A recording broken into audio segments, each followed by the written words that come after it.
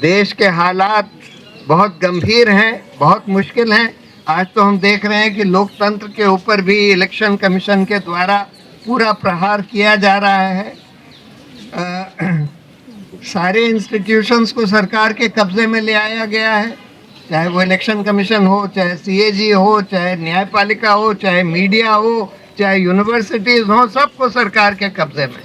लेकिन फिर भी अच्छी बात यह है कि हमारे बहुत सारे यंग लोग लड़ाई लड़ रहे हैं लोकतंत्र को बचाने की, मौलिक अधिकारों को बचाने की, न्यायपालिका को अपने दायित्व निभाने के लिए जोर लगाने की।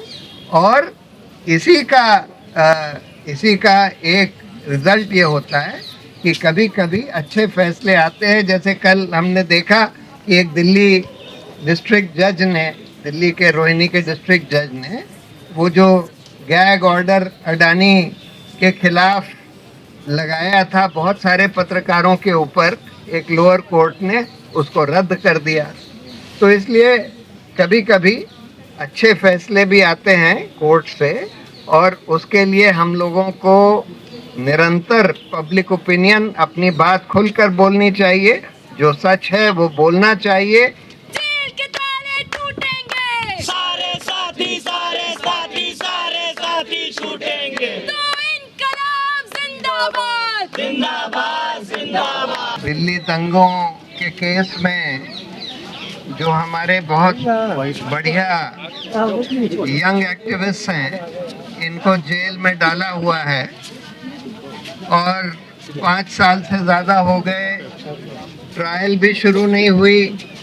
अभी तक कईयों को बेल नहीं दी गई है, कुछ को बेल मिल गई लेकिन कईयों को बेल अभी तक नहीं दी गई है।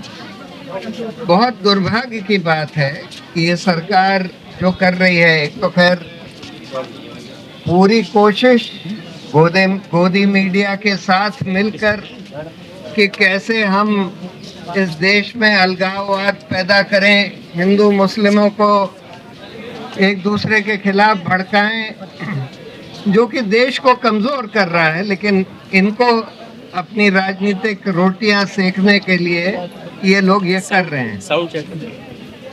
दूसरी तरफ कानून की धज्जियां उड़ा रहे हैं। जो लोग सांप्रदायिक बयान देते हैं, दंगे भड़काते हैं, उनको तो खुली छूट मिली हुई है। जैसे ये अनुराग ठाकुर है, कपिल मिश्रा है, उधर नरसिंहानंद है, इस तरह के तमाम लोग हैं जो रोज भड़काऊ बयान दे रहे हैं, जो कि हमारे कानून में संगीन अपराध है। लेकिन उन लोगों को कोई अरेस्ट नहीं किया जा रहा, खुली छूट मिली हुई। और जो लोग बिल्कुल संविधान के हिसाब से, कानून के हिसाब से काम करते हैं, जो बिल्कुल अहिंसक हैं, जैसे अगर आप उमर खालिद के कितने ही वीडियोस देख लीजिए, उनकी करीब करीब सारी पब्लिक मीटिंग के वीडियोस हैं। हर वीडियो में आप देख सकते हैं वो कहते हैं कि हम हिंसा का जवाब हिंसा से नहीं देंगे, हम अहिंसक तरीके से ही काम करेंगे अपना। उन लोगों को पकड़ के जेल में डाला हुआ है। जो लोग नरसिंहानंद, कपिल मिश्रा जैसे लोगों के खिलाफ कुछ बोलते हैं, उनको जेल में डाल देते हैं, उनको अरेस्ट कर लेते हैं, कहते हैं कि ये लोग अलगाववाद पैदा कर रहे हैं।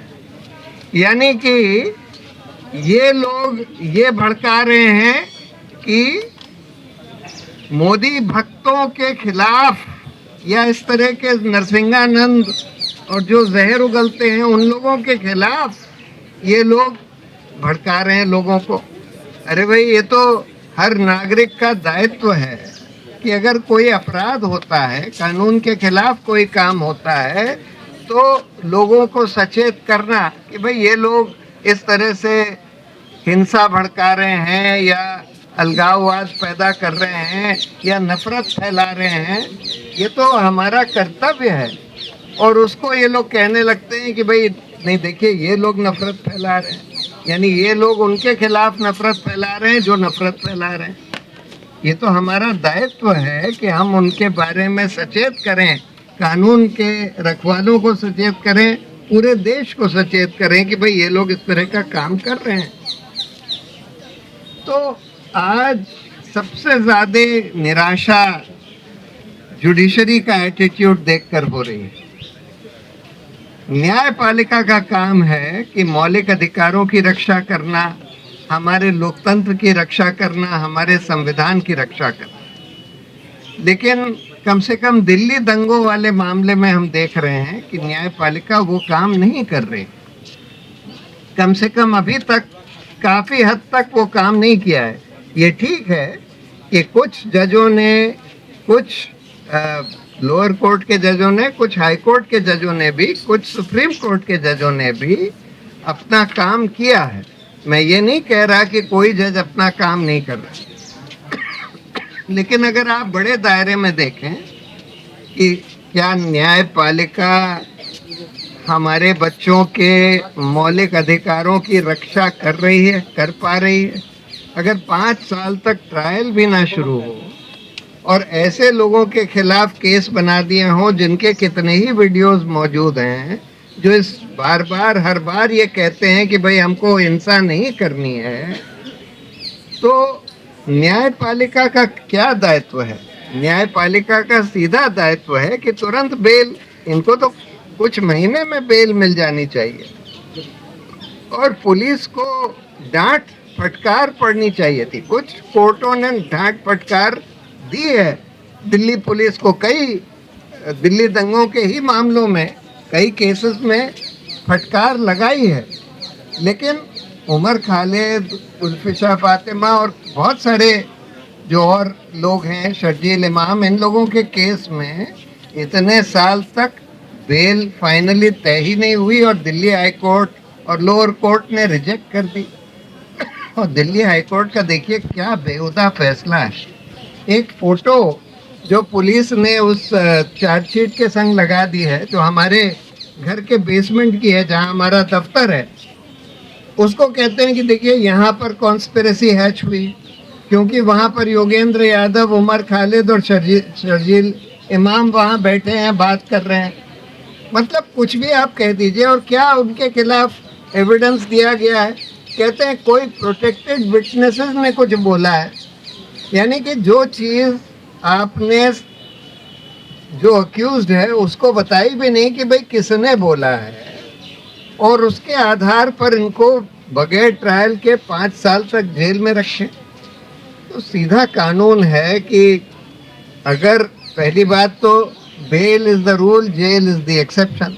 पहली बात तो खैर बिल्कुल ही झूठा केस है, तो कायदे से तो कोर्ट को ये देखकर ही कह देना चाहिए था ये केस बिल्कुल झूठा है, इस केस को ही हम खारिज करते हैं। दूसरी बात, अगर आप केस को नहीं भी खारिज करते और ये क्लियर है कि भाई इसका ट्रायल तो जल्दी हो ही नहीं सकता और कोई इसमें कोई एलिगेशन भी नहीं हो सकता कि भाई ये लोग विटनेस को इन्फ्लुएंस कर लेंगे या भाग जाएंगे वगैरह वगैरह, लेकिन फिर भी आप 5 साल तक उनको बगैर ट्रायल के जेल में रखें। और दिल्ली हाई कोर्ट ने तो मतलब कमाल ही कर दिया कि 1 साल से ज़्यादा बेल की हियरिंग्स में लगा दिया। कई बार बेंच बदली, 1, 2, 3 बार बेंच बदली, और चौथी बेंच ने आकर आखिर में ऐसा बेहुदा फैसला दे दिया, मतलब बिल्कुल ही बेहुदा फैसला जिसको मैं कहूँगा।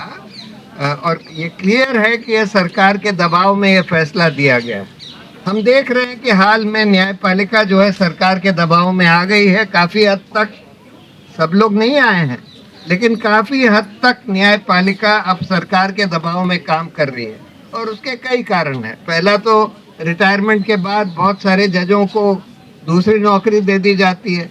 उधर गोगोई साहब को राज्यसभा का मेंबर बना दिया, सदाशिवम और नज़ीर साहब को गवर्नर बना दिया, जिन्होंने, एक ने बाबरी मस्जिद का फैसला दिया, दूसरे ने अमित शाह को के खिलाफ के फेवर में डिसीजन दिया था।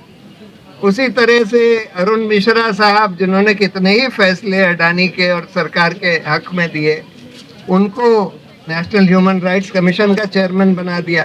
खानविलकर साहब, जिन्होंने यूएपीए और पीएमएलए को और कड़ा बना दिया, उनको लोकपाल बना दिया। दूसरा, ये लोग अपॉइंटमेंट्स जो हैं बिल्कुल जो निष्पक्ष और स्ट्रॉन्ग जजेस होते हैं, इंडिपेंडेंट और स्ट्रॉन्ग जजेस, उनका अपॉइंटमेंट ही नहीं होने देते। और अगर कोलिजियम, कानून ये कहता है कि सुप्रीम कोर्ट के 5 सीनियर जजेस का कोलिजियम नाम रेकमेंड करता है, उसके बाद सरकार के पास एक ही राइट है कि अगर उनको कुछ नाम नहीं अच्छे लगते तो वो नाम वापस भेज दें। उसके बाद अगर कोलिजियम यूनानिमसली उन नामों को रीइटरेट करता है तो सरकार को उनको अपॉइंट करना पड़ेगा। लेकिन हम ये देख रहे हैं कि मोदी सरकार ने एक तरीका अपनाया है कि जो नाम इनको नहीं अच्छा लगता उस पर बस बैठे रहते हैं, ना तो नियुक्ति करते हैं ना नाम वापस भेजते हैं। अगर चीफ जस्टिस बोलता है कि भाई आपने उसका क्या किया तो वो फिर वापस भेजते हैं। उसके बाद अगर कोलिजियम यूनानिमसली भी उसको रीइटरेट करता है तब भी उसकी नियुक्ति नहीं करते। तो ये एक और तरीका हो गया है। उसके अलावा ये भी हमने देखा है कि जब ऐसी कोई फांसीवादी सरकार होती है, जैसी कि इमरजेंसी में दिखाई देती थी सरकार, जब सुप्रीम कोर्ट ने हेबियस कॉर्पस के फैसले में बोल दिया कि भाई कोई कोर्ट भी जाने का किसी को अधिकार नहीं है इमरजेंसी के दौरान, उसी तरह से आज हम देख रहे हैं कि ये फांसीवादी सरकार दिखती है। तो बहुत सारे ईमानदार जजेस भी जो कि बहुत स्ट्रांग नहीं होते वो डर जाते हैं। और आखिरी बात हम ये भी देख रहे हैं कि इन जजों, कई जो जज हैं उनके खिलाफ ये लोग जितनी भी खुफिया एजेंसीज हैं, IB, CBI, ED, income tax, NIA, इन सब को लगाकर उनकी कोई कमज़ोरी पकड़ना चाहते हैं। और अगर कोई भी कमज़ोरी उन जजों की पकड़ ली तो उसको यूज़ करके उनको ब्लैकमेल किया जाता है।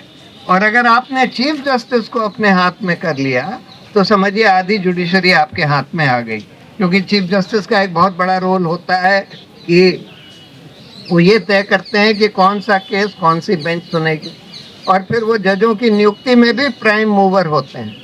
तो इसलिए और इसीलिए जब वो 4 जजेस की प्रेस कॉन्फ्रेंस हुई थी एक 5-6 साल पहले, जब दीपक मिश्रा साहब चीफ जस्टिस थे, तो उन्होंने ये बोला था कि भाई सुप्रीम कोर्ट की स्वतंत्रता जो है वो इस समय खतरे में है।